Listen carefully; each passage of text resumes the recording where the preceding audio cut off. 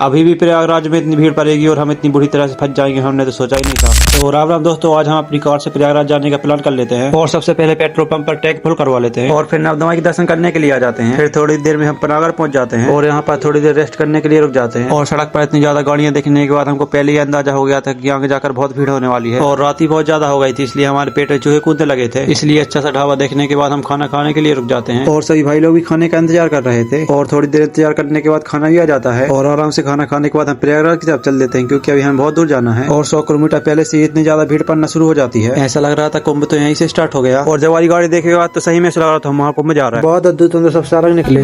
दद्दू की लीला देखे के बाद गाड़ी पार्किंग में कुंभ की तरफ चल देते हैं और बीच गली में एक लखपति इंसान दतौन बेच रहा था। बहुत से दतौन लेकर मुराद दिन हो जाता है और कुंभ मेला भी अभी कम से कम 2-3 किलोमीटर बचा हुआ था। बिना रुके चलते चलते थोड़ी ही देर में यमुना नदी के पुल पर आ जाते हैं और यमुना नदी की साफ सफाई का पूरा ध्यान रखा जा रहा है और संगम के जितने पहुंच जाते जा रहे हैं उतनी ज्यादा भीड़ बढ़ती जा रही है और थोड़ी बहुत परेशानी के बाद हम महाकुंभ द्वार पहुंच जाते हैं और यहाँ पर 6 पैर वाली गौ माता देखने को मिलती है। उनका आशीर्वाद लेकर हम आगे बढ़ जाते हैं और यहाँ तो इतनी ज्यादा पब्लिक हो गई थी, चलने में भी दिक्कत हो रही थी, लेकिन कैसे भी करके धीरे धीरे चलते हुए हम घाट तक पहुंच जाते हैं। लेकिन हमें तो उस साइड वाले घाट पर जाना था, इसलिए कि एक्चुअल वाले पुल से उस साइड जाने लगते हैं और पुल पर भी बहुत खतरनाक भीड़ रहती है, लेकिन कैसे भी करके पूरा पुल पार कर लेते हैं और यहाँ पहुंचकर 15 मिनट का रेस्ट लेने की सोच लेते हैं, क्योंकि सभी के पैर दर्द होने लगे थे। और फिर मैं डुबकी लगाने के लिए पहुंच जाता हूँ और साथ में भैया लोग भी आ जाते हैं और संगम में नहाकर वापस जाने का प्लान बन जाता है। अब अपन नेक्स्ट व्लॉग में नहा के जैसे आए थे वैसे घर चल जाए। Bye bye.